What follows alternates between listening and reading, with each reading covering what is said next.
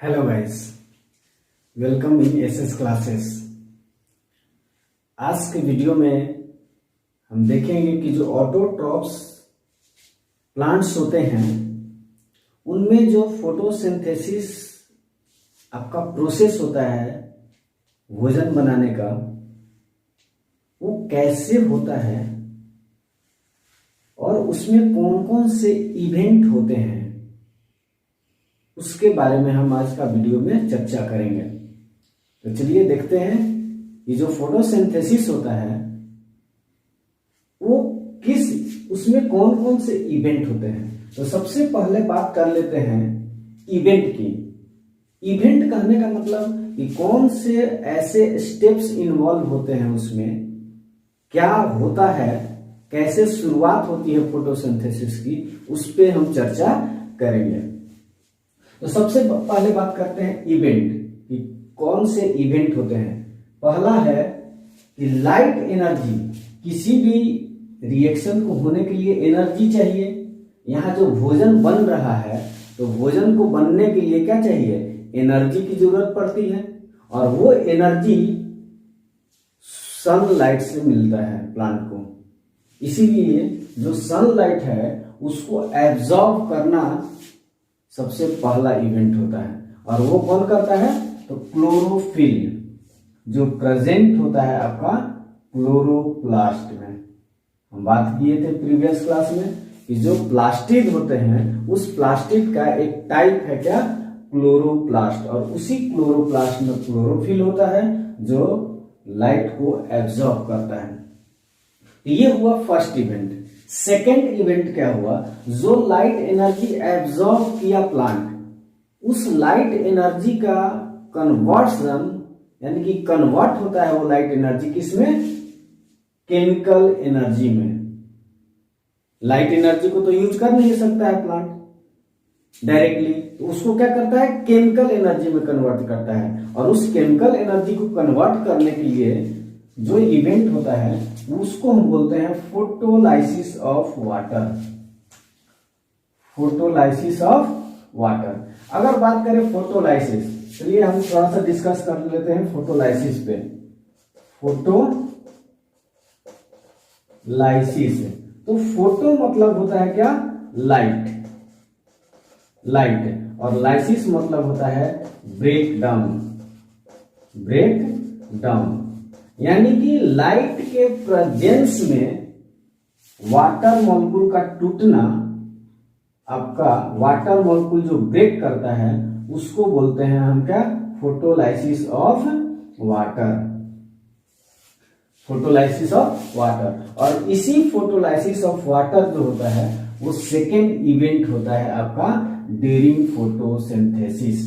तो बहुत ही इंपॉर्टेंट। और इसी प्रोसेस में ये जो आपका वाटर मॉलिक्यूल टूटता है, तो इसी वाटर मॉलिक्यूल के टूटने से जो ये फोटो लाइट एनर्जी जो है वो कन्वर्ट हो जाता है क्या, केमिकल एनर्जी में। ये होता है सेकेंड इवेंट। थर्ड इवेंट की बात करते हैं हम, जो फाइनल होता है आपका, और वो होता है कार्बन डाइऑक्साइड का रिडक्शन होना, रिड्यूस होना। और कार्बन डाइऑक्साइड जब रिड्यूस होता है तब आपका जाकर बनता है क्या, कार्बोहाइड्रेट।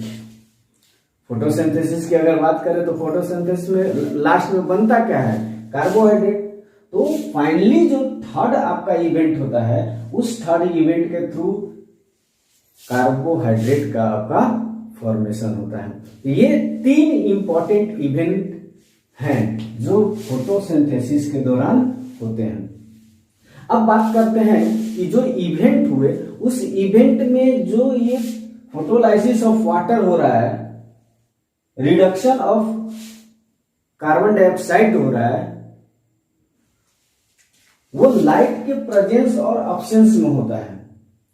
एक लाइट के प्रेजेंस में हो रहा है फोटोलाइसिस ऑफ वाटर, तो दूसरा जो रिडक्शन है उसके लिए लाइट की कोई जरूरत नहीं होती है। लाइट नहीं रहेगा तो भी आपका रिडक्शन होगा, लाइट रहेगा तो भी उससे उसके रिडक्शन पे, कार्बन डाइऑक्साइड के रिडक्शन पे कोई फर्क नहीं पड़ेगा।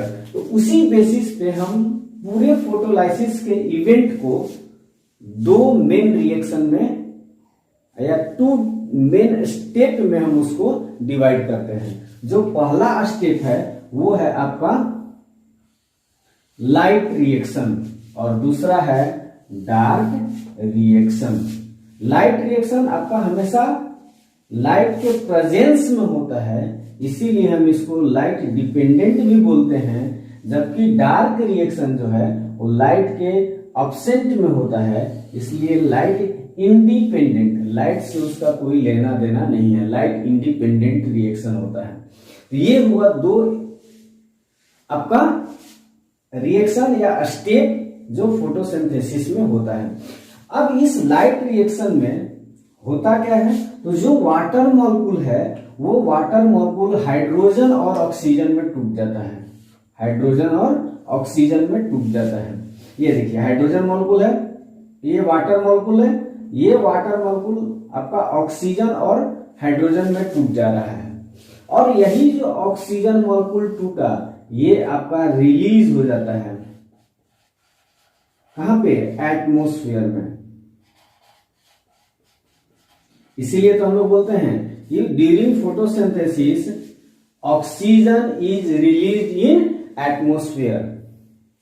कभी कभी क्वेश्चन भी आता है कि जो ऑक्सीजन रिलीज होता है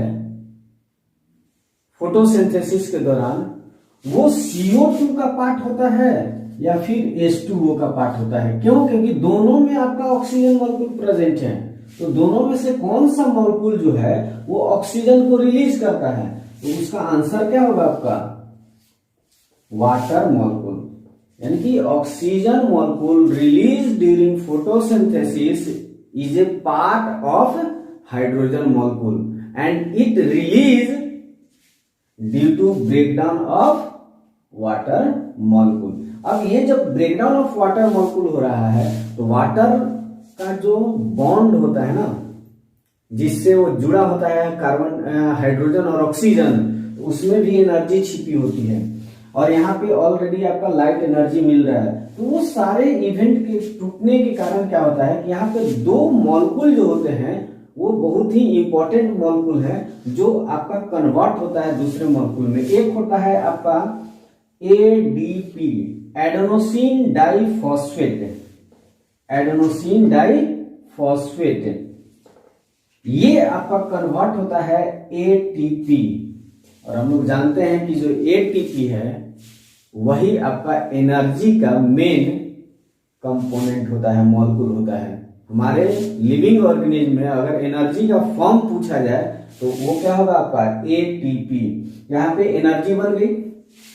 अब दूसरी बात, ये जो हाइड्रोजन मॉलिक्यूल टूटा वो अगले इवेंट के लिए यानी कि कार्बन डाइऑक्साइड को रिड्यूस करने के लिए जरूरी होगा, तो ये हाइड्रोजन मॉलिक्यूल डार्क रिएक्शन में जाना चाहिए, तो उसको ले जाने का काम करता है NADP plus, adenosine nicotinamide adenosine phosphate diphosphate, और ये हाइड्रेटेड फॉर्म है उसका।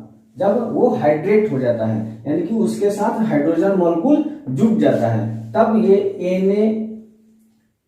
NADPH में बदल जाता है, NADPH में वो कन्वर्ट हो जाता है, NADPH में कन्वर्ट हो जाता है, ठीक है। और इसी NADPH का यूज जो होता है वो डार्क रिएक्शन में होता है। तो अगर यहाँ पे पूछा जाए कि कौन से दो मॉलिक्यूल जो होते हैं वो लाइट रिएक्शन के दौरान बनते हैं, तो वो पहला क्या हो जाएगा ATP एंड दूसरा NADPH।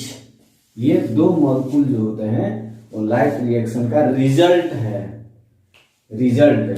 यही दो मॉलिक्यूल। अब देखिए, अब बात करते हैं कि ये दो जो मॉलिक्यूल हुआ ATP और NADPH, इसका यूज जो होता है वो डार्क रिएक्शन में होता है। अब एनर्जी तो कन्वर्ट हो गया किसमें, केमिकल एनर्जी में, तो यहाँ पे डार्क रिएक्शन के लिए किसी तरह का सनलाइट की जरूरत नहीं पड़ता है, वो केमिकल एनर्जी को यूज करता है जो ATP के रूप में होता है।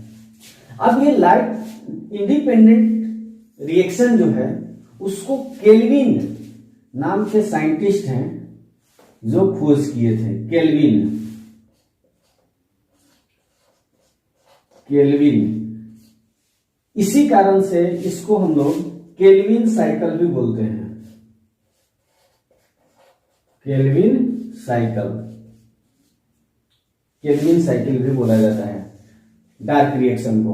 अब इस रिएक्शन में होता क्या है, तो जो कार्बन डाइऑक्साइड होता है वो रिड्यूस होता है और बनाता क्या है, कार्बोहाइड्रेट। अब यहाँ जो रिडक्शन हो रहा है वो किसके कारण से हो रहा है, देखिए ये एडीपी जो एटीपी में कन्वर्ट हुआ था वो इंटर किया डार्क रिएक्शन में, और यहाँ पे इसी एटीपी का यूज होकर आपका एनर्जी मिला इसको इस रिएक्शन के लिए, और फिर से बन गया एडीपी, और ये एडीपी फिर से आ जाएगा कहाँ पे, आपका लाइट रिएक्शन में। यहां बना आपका NADP, कन्वर्ट हुआ किसमें, NADPH में, और ये इंटर किया आपका कहा, डार्क रिएक्शन में। और डार्क रिएक्शन में फिर से ये हाइड्रोजन मॉलिक्यूल को क्या करेगा, ऑक्सीजन कार्बन डाइऑक्साइड के साथ जोड़ेगा, रिड्यूस करेगा कार्बन डाइऑक्साइड को, और फिर से NADP में कन्वर्ट हो जाएगा, और ये फिर से यहाँ पे हाइड्रोजन को एक्सेप्ट करने के लिए प्रेजेंट हो जाएगा। तो ये आपका साइक्लिक प्रोसेस जो होता है वो चलते रहता है। यहां भी जो है कार्बन डाइऑक्साइड को एक्सेप्ट करने के लिए एक स्पेशल मॉलिक्यूल होता है जिसको हम लोग बोलते हैं RUBP, रेगुलोज 20 फॉस्फेट। एक मॉलिक्यूल है जो कार्बन डाइऑक्साइड को क्या करेगा, एक्सेप्ट करता है और इस रिएक्शन में इंटर कराता है। अब इस रिएक्शन में एक बहुत ही इंपॉर्टेंट एंजाइम रोल प्ले करता है जिसको हम लोग बोलते हैं रूबिस्को। रूबिस्को एंजाइम है आपका, एंजाइम इन्वॉल्व होता है। इसी एंजाइम के इन्वॉल्वमेंट से RUBP जो है वो आपका इंटर जो कराता है CO2 को, उसको रिड्यूस कराता है इसमें कार्बन मॉलिक्यूल के, कार्बन मॉलिक्यूल में, जहां पे कार्बन डाइऑक्साइड का मॉलिक्यूल जो होता है वो बनता है। डायरेक्ट आपका कार्बोहाइड्रेट नहीं बनता है।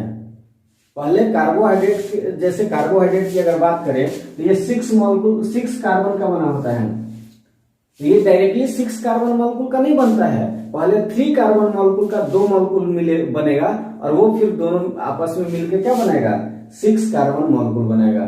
तो अंततः हमारा रिजल्ट क्या हुआ डार्क रिएक्शन का, फॉर्मेशन ऑफ कार्बोहाइड्रेट। जब कार्बोहाइड्रेट बन गया तो यही तो आपका फोटोसिंथेसिस का रिजल्ट होता है कि फॉर्मेशन ऑफ ग्लूकोज मॉलिक्यूल्स। तो ये इवेंट होते हैं ड्यूरिंग फोटोसिंथेसिस, जहां पे लास्ट में आपका क्या बनता है, कार्बोहाइड्रेट।